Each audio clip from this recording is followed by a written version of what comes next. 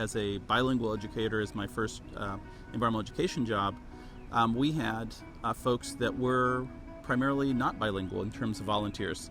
And these are the folks that were charged with taking these kids out into the woods and transmitting these educational lessons. And there was a lot of apprehension on their part.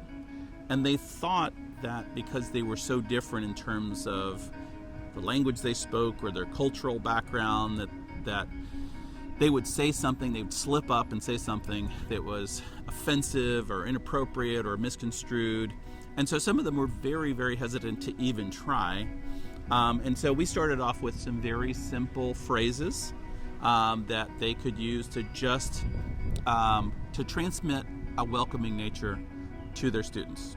So you don't have to be completely immersed in a culture to be able to work very constructively, but you do have to have the courage to try, but know that people are very forgiving when you try a new word, or you try a new phrase, or you try their food, or anything like that, because they want connection. They want social connection, just like you want social connection, because you're all human beings.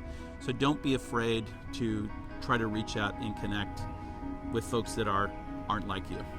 So at the Nature Conservancy, we're very blessed to have a team working on diversity and inclusion, which I think are really helping to transform the Nature Conservancy into an organization that's coming from a very traditional, we're going to save land, oftentimes in rural places with not a lot of people, to an organization that still does that really critical work for biodiversity, but also understands the value of people of all different sorts of backgrounds.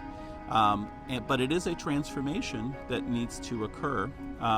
In a larger sense, what it means is bringing some of the traditional work along to say, look, people in general are incredibly important in our work, and then to have a little bit tighter focus to say, folks who have not felt always encouraged or included within our work should be included, and we should come at it in terms of co-creation of programs, of visions, of that kind of thing, so that we're leveraging differences in terms of strengths. Instead of benchmarking ourselves in terms of what other environmental or conservation groups are doing, oftentimes these groups are not diverse.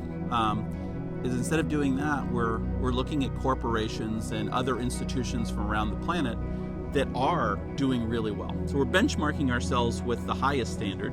In terms of TNC's work, particularly its urban work, where this kind of this strengthening of our diversity inclusion efforts has happened the fastest, because we are in those realms where those kinds of things need to happen.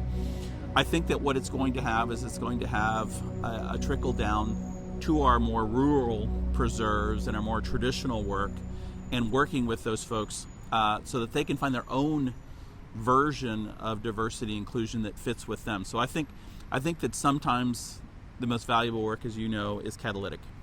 So are we showing a good model? Are we showing what could happen? Are we showing the power of what happens when you unleash whole communities to tackle problems?